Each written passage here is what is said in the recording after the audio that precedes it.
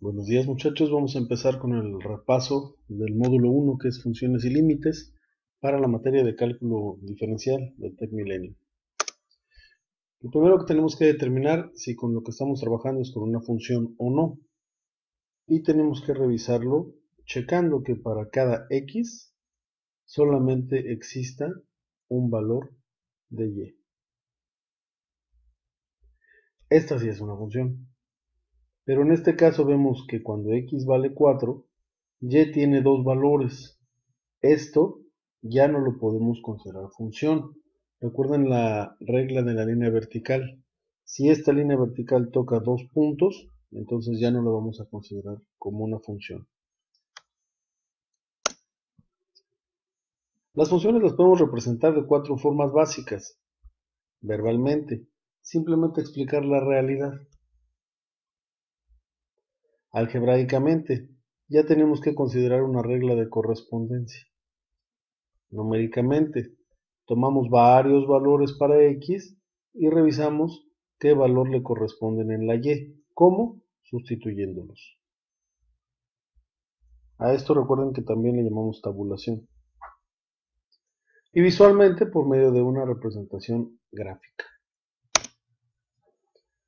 Cuando la quieras trazar, pues normalmente lo que hacemos es evaluarla, si no contamos con un graficador. Y la evaluamos tomando algunos puntos para x, es decir, en este caso menos 2, menos 1, 0 y 2. Y lo sustituimos en nuestra regla de correspondencia, en todos los lugares donde veamos x. En este caso, menos 2 al cubo y menos 2 por 11. No te pierdas, estos son signos por, no son x. Entonces aquí es f de menos 2 es igual a 5 por menos 2 al cubo más 11 por menos 2. Recuerda que los números negativos elevados a una función impar se siguen quedando negativos. Por lo tanto, el resultado es menos 62. Y así lo hacemos con cada uno de los valores. Estos valores pueden ser aleatorios o si nos piden algún valor específico que tengamos que evaluar. Debemos checar también sus propiedades. Recuerda que una de las primeras propiedades que revisamos es si las funciones son simétricas o no. Simétricas, como sería una parábola, por ejemplo. En este caso revisamos si la función es par. Evaluamos, en este caso, el número 4, que sería f de x, f de 4, y f de menos 4 o f de menos x. Si el valor en ambos lados es idéntico, la función es par. Pero existen otras funciones como las funciones cúbicas, en donde se miran invertidas. Y podemos observar la siguiente evaluación. Revisamos con menos 4 o menos x y menos el valor que dé la función. Es decir, evalúas en 4 y después le revisas con un signo negativo si estos dos resultados son iguales. Si son iguales, hablamos de una función impar. Si ninguna de las dos reglas se cumple, simplemente decimos que la función no es simétrica. También debemos considerar hacia dónde va la función, si va hacia arriba o hacia abajo, siempre revisándola de izquierda a derecha. En este ejemplo, observamos que en todo este tramo de la función va creciendo, es decir, para este tramo del dominio o de los valores de x, la función va creciendo hasta que la x llega a 4. A partir de 4, ¿qué sucede? Cambia de dirección y decrece. Es decir, va hacia abajo. Recuerda checar tus ejercicios del tema para que puedas estudiar de una manera más clara estos elementos. No olvides clasificarlas. Las funciones pueden ser de varios tipos. Checa estos ejemplos. Lineal, no tenemos elevado a ningún exponente. Polinomial, tenemos varias x elevadas a diferentes exponentes. Potencia, tenemos una expresión elevada a una cierta potencia.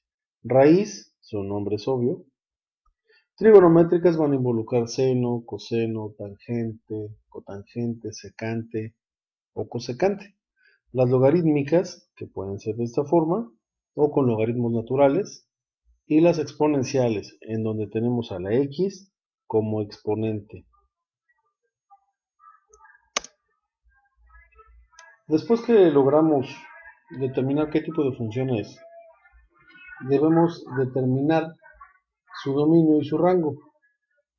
Recuerda que dominio son los valores que puede tomar x y rango o imagen son los valores que puede tomar y. Para el dominio tenemos algunas restricciones, como son las divisiones entre 0 y las raíces de números negativos.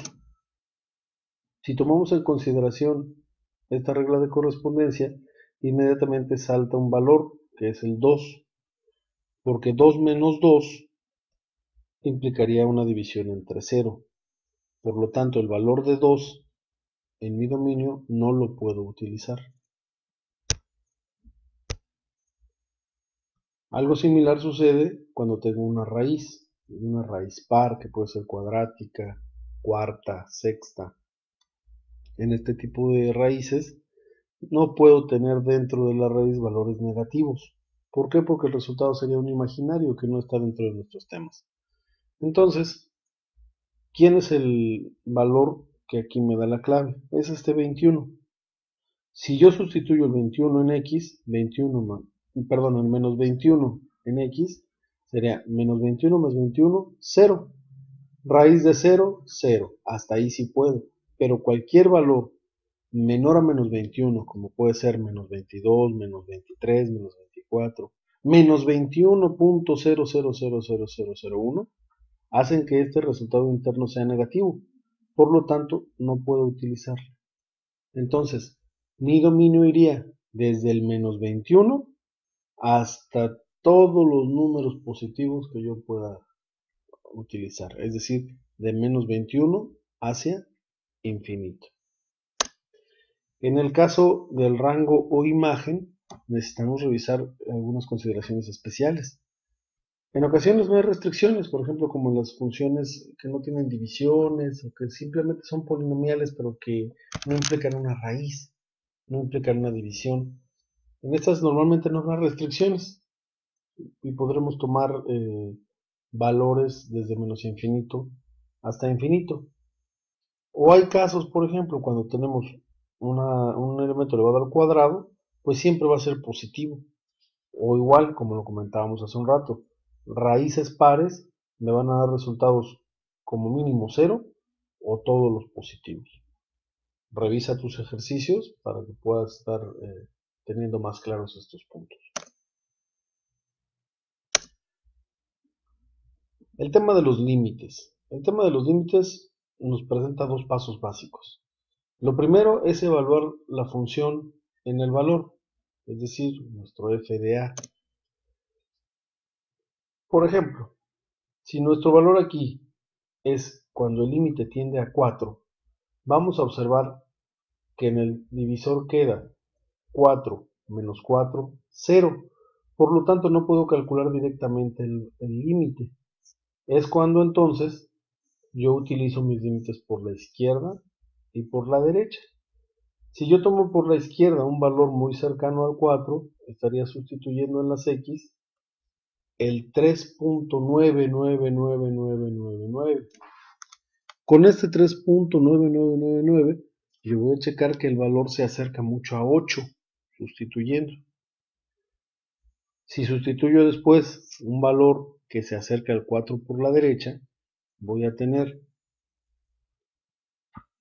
4.000001. Con ese valor de 4.000001 voy a revisar también que el límite por la derecha se acerca a 8. Entonces, como los dos lados se acercan a 8, ese va a ser el valor de mi límite. Claro que si desde la evaluación de la función no tengo divisiones entre 0 ni mucho menos, pues simplemente ese es el que queda, ese valor que queda al sustituir.